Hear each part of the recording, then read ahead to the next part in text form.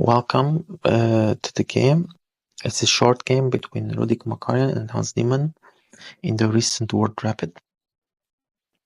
Makarian playing white, opens with d4, and we have a Nimzo Indian. Here, the next move by white decides the nature of the game.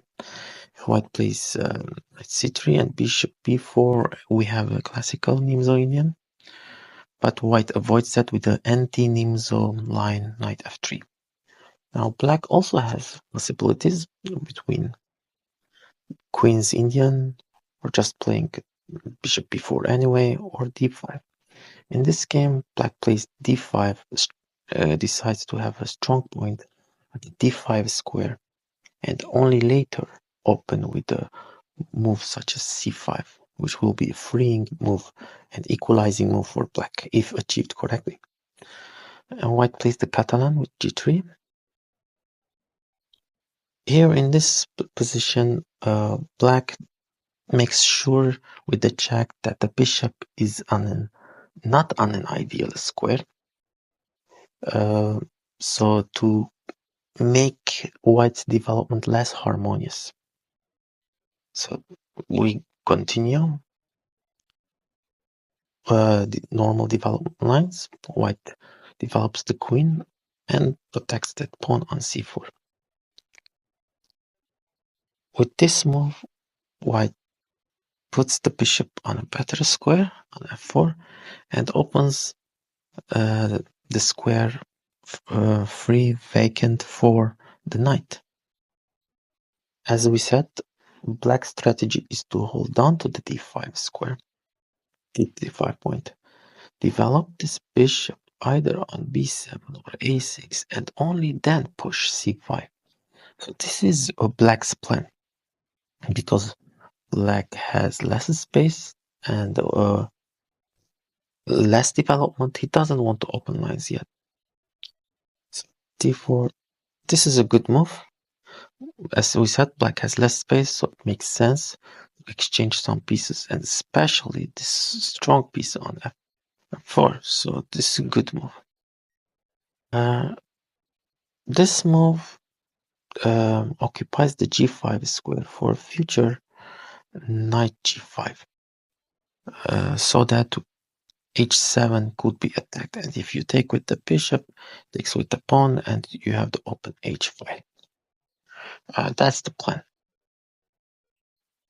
h6, I think it was better to take the bishop knight right away. It was better. But anyway, let's continue. e3, b6, as we said, wants to develop the bishop here, b7 or a6, and only then push c5. But since white is already better developed, so wants to open lines. Takes the bishop and d5. So we have a fixed pawn structure in a way. The pawn structure is now more clear. So it will decide the nature of the game. White has two plays. He has more space on the king side, and he also has some play on the c5. So he will try to make use of both of these characteristics in the position. While black's position, to be honest, is more defensive. He has no attacking ambitions in this position. His goal is to exchange some pieces and go to an equal endgame and play it from there. So it's here, this position, usually between two strong players, it's either a win for white or a draw. So black's position, you can win in the endgame. Against a strong player, it is very hard to make anything of this position for black as a win. So castles, bishop b7, and white is ready to invade on c7. That's why black plays c8, challenges it.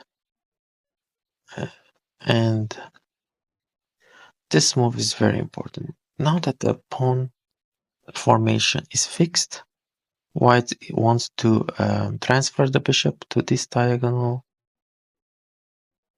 and put it towards the king side. White wants to make something of this position on the king side attack.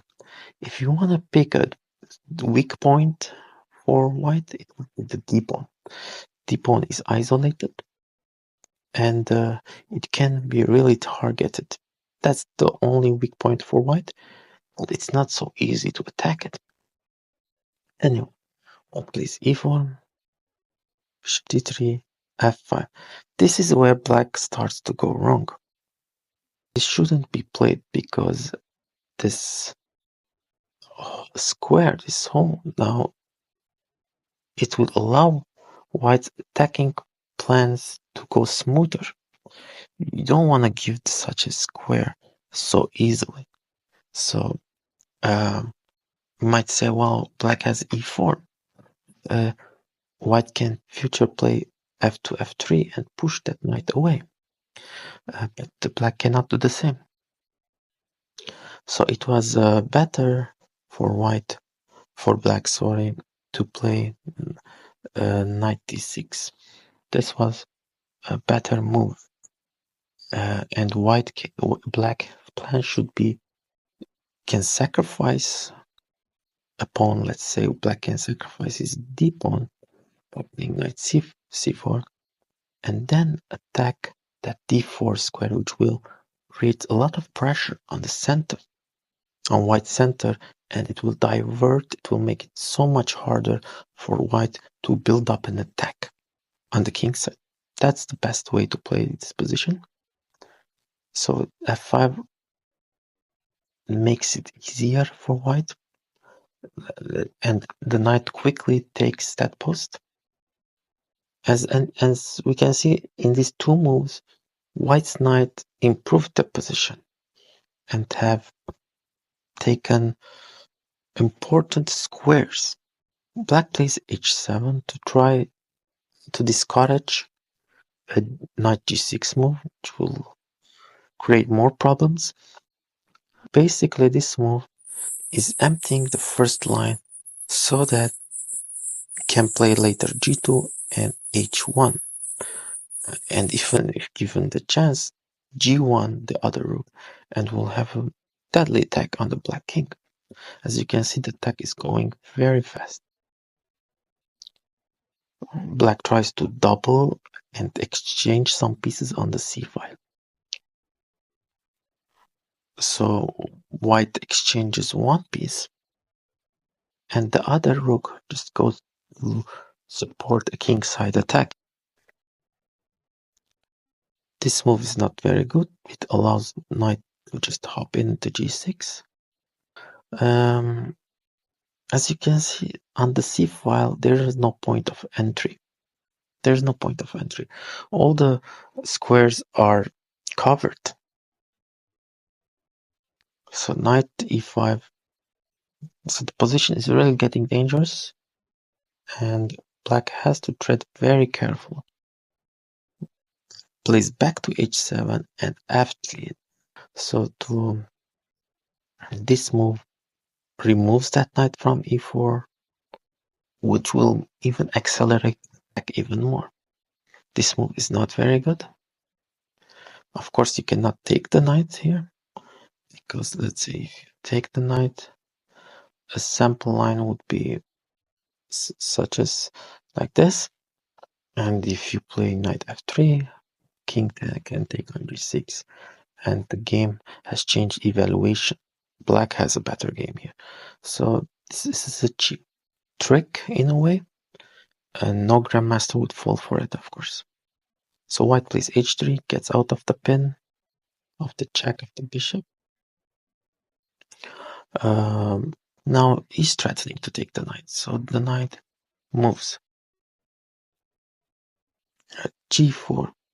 As you can see, the game is really opening up. So black is totally on the defensive here, and the best move is just to take the knight to reduce the number of attackers so you can defend. So after taking and taking, and let's say playing f8, at least there is some chances of a defense, of course.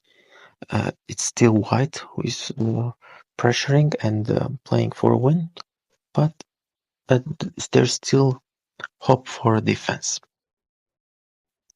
But in the game, black plays f8. I think he was maybe trying to play rook e8, but this is just a complete blunder. It just simply takes and continues the attack. And the attack is crashing through. Let's give a sample line. What happens here? Let's say g8 takes f6 and d6. As you can see, this position is just very good for white. White has a big advantage here. It has the king is still in danger. He has the pawn on e6, protected passed pawn on e6. The game is just over here. Of course, they didn't play it up to here. After g takes f5, black resigned because there's nothing more that can be done here. The position is just over. White has crashed and game over. So this was the game. What was instructive for me is the different plans that was used and how rerouting the bishop from g2 to f1 to d3 that allowed for an attack, and the way that white planned on the king side was instructive. The way he built up the position, took his time, and improved his pieces. So this was an instructive game. Hope you liked it. Take care.